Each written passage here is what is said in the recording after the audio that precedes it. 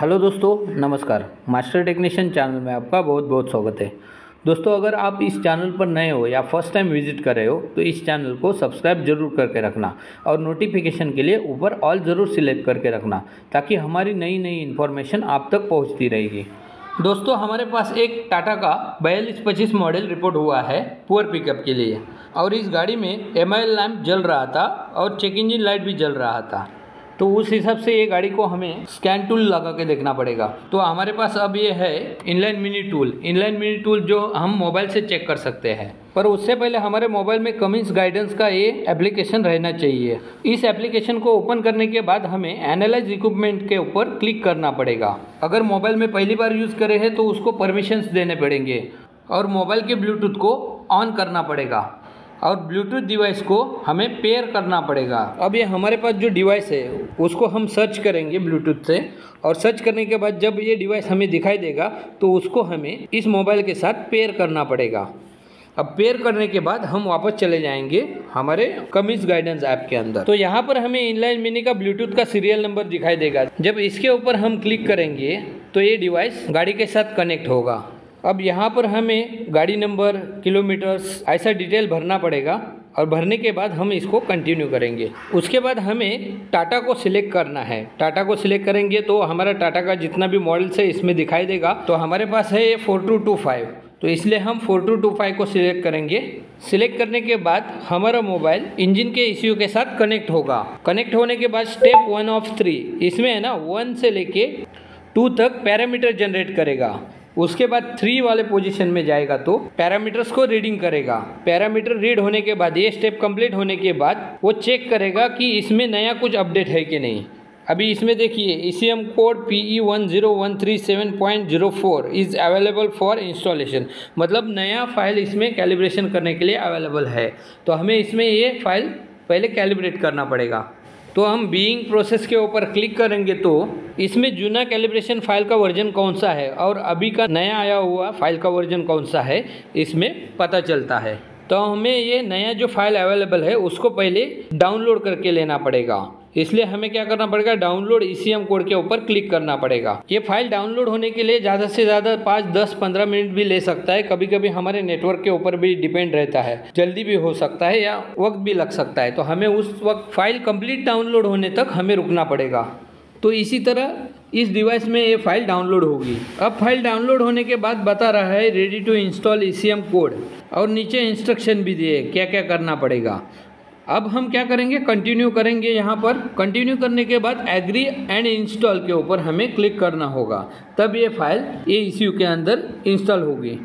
अब इंस्टॉलिंग के समय हमें दिख रहा है स्टेप 1 ऑफ 4, इसमें 4 स्टेप आ जाता है। ये चारों स्टेप कंप्लीट होने तक हमें ये ध्यान में रखना है कि गाड़ी का चाबी ऑफ नहीं होना चाहिए या डायग्नोस्टिक का कनेक्शन टूटना नहीं चाहिए, मोबाइल का बैटरी ख़त्म नहीं होना चाहिए। जो हमें पहले उधर बताया था वो सब का हमें पालन करना होगा। अब देखिए स्टेप 3 पर चला गया। ऐसे स्टेप 3, स्टेप 4 ये सब कंप्लीट करना होगा। ये सब कंप्लीट करने के बाद जो फाइल डाउनलोड हुई है वो सेव हो जाएगी और की ऑफ कंप्लीटेड का मैसेज आएगा। उसके ऊपर हम क्लिक करेंगे तो 30 सेकंड रुकने के लिए बताएगा वो। इन 30 सेकंड में हमें चाबी ऑफ नहीं करनी है, ऑन ही रखनी है। ऑन कंडीशन में हम ये प्रोसेस करेंगे। इसके 30 सेकंड जब कंप्लीट हो गए तो की ऑन कंप्लीटेड करके हमें मैसेज आ जाएगा और इस ECU में जो अपडेट फाइल हुई है वो फाइल हमें ऊपर दिखाई देगी। अब इसके बाद हम चले जाते हैं फॉल्ट कोड देखने की जगह पर। अब इसमें देखिए 2 एक्टिव फॉल्ट कोड्स है। जब फॉल्ट कोड के ऊपर हम क्लिक करेंगे तो यहाँ पर हमें क्या क्या फॉल्ट कोड है ये दिखाई देंगे। अब इसमें देखिए particulate filter differential pressure sensor circuit का एक एरर कोड है, दूसरा भी उसी से रिलेटेड है। तो एरर के ऊपर जब हम क्लिक करेंगे तो वायरिंग हार्नेस का डिटेल यहाँ पर हमें दिखाई देगा। तो यहाँ पर नीचे देखिए सेंसर्स और ECU का कम्युनिकेशन और वायरिंग हार्नेस का पिन नंबर यहाँ पर दिखाई देता है। अब इस पिन नंबर के हिसाब से हमें वायरिंग हार्नेस का कंटिन्यूटी भी चेक करना है, वायरिंग हार्नेस का कनेक्शन भी चेक करना है और सेंसर के रेजिस्टेंस भी चेक करेंगे। तो अब हम चले आते हैं गाड़ी के ऊपर जो साइलेंसर के यहाँ पर जहाँ डिफरेंशियल प्रेशर लगा हुआ है उसको चेक करने के लिए ये जगह पर आते हैं। तो इस गाड़ी में ये देखिए यहाँ साइलेंसर के ऊपर डिफरेंशियल प्रेशर सेंसर लगा हुआ है, इसको हम चेक करते हैं। देखो कोई भी सेंसर का सॉकेट होता है उसमें लॉक लगा हुआ रहता है, वो लॉक को प्रॉपर तरीके से हमको निकालना है, तब वो इजी आराम से ये सॉकेट निकल जाता है, नहीं तो बहुत हमें तकलीफ होता है सॉकेट निकालने के लिए। अब सॉकेट निकालने के बाद हमें ये भी चेक करना है अंदर का पिन वगैरह डैमेज है कि नहीं, या पिन लूज है या वायरिंग फिजिकली डैमेज है क्या, ये चेक करना ज़रूरी है। तो इस सॉकेट के पिन्स को प्रॉपर सही है कि नहीं ये देखना है। अब देखिए सॉकेट के ऊपर भी 1 2 3 4 ऐसे नंबर भी लगा हुआ दिख रहा है, यानी कि पिन नंबर भी हमें सॉकेट के ऊपर दिखाई दे रहे हैं। अब हम सेंसर का सॉकेट देखते हैं। सेंसर के सॉकेट में भी वैसे 1 2 3 4 लगा हुआ है, उस हिसाब से हम इसको चेक करते हैं। इसके हर एक पिन में रेजिस्टेंस कितना आता है ये चेक करते हैं। तो इसके लिए हमें मल्टीमीटर की ज़रूरत होगी और मल्टीमीटर के सहायता से इस सेंसर के सॉकेट का हम रेजिस्टेंस चेक कर लेंगे। तो इस डिफरेंशियल प्रेशर सेंसर में 1 और 2 नंबर पिन के अंदर हमें 3.9 किलो ओम्स हमें मिलना चाहिए। अब हम पिन नंबर 1 और 3 में चेक करेंगे तो वहाँ पर 47 किलो ओम्स दिखना चाहिए, और पिन नंबर 1 और 4 में हमें चेक करेंगे तो वहाँ पर हमें 1.9 किलो ओम्स दिखना चाहिए, यानी कि लगभग 2 किलो ओम तक हमें यहाँ पर रीडिंग मिलना चाहिए। अब हम सेंसर के पिन नंबर 2 और 3 के बीच में कितना ओम्स मिलता है देखते हैं। तो हमें पिन नंबर 2 और 3 के बीच में 47.4 किलो ओम्स यहाँ पर मिल रहा है, और पिन नंबर 2 और 4 को चेक करेंगे तो वहाँ पर हमें 1.9 किलो ओम्स दिखना चाहिए, यानी लगभग 2 किलो ओम्स यहाँ तक दिखना चाहिए। इस तरह हो गए सेंसर का चेकिंग। अब हम वायरिंग हार्नेस के यहाँ पर कितना वोल्ट आता है वो देखते हैं।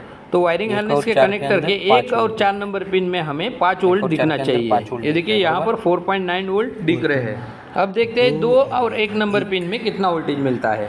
तो पिन नंबर 2 और 1 में भी हमें 5 वोल्ट ही मिलना चाहिए, और हम देखेंगे पिन नंबर 1 और 3 में यहाँ पर भी हमें 5 वोल्ट मिलना चाहिए। तो इस तरह वायरिंग हार्नेस का सॉकेट भी हम चेक करेंगे। 5 वोल्ट दिख रहा है।